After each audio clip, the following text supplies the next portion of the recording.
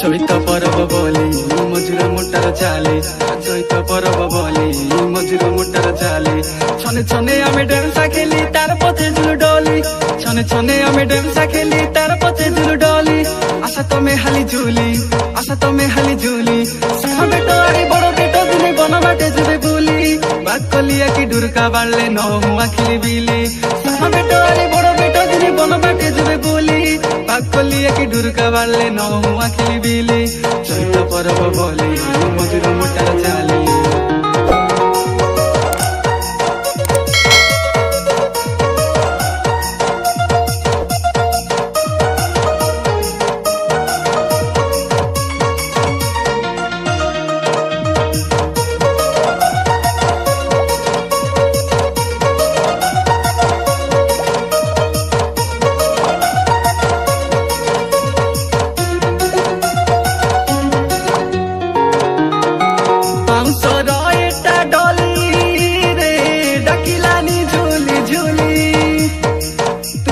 बसिले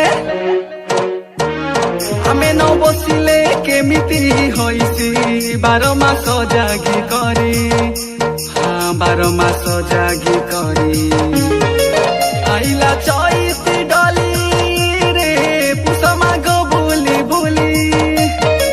तुई न झुलिले केते बे झुली बाई आमे न झुलिले केते बे झुली बाई 12 मास जागी करी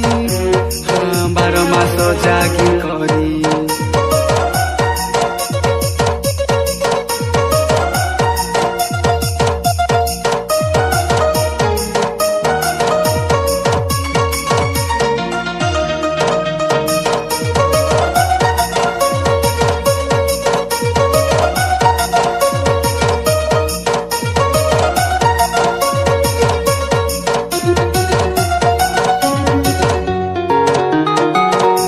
पूजा करी सारी राजू मामा जाइसी आरी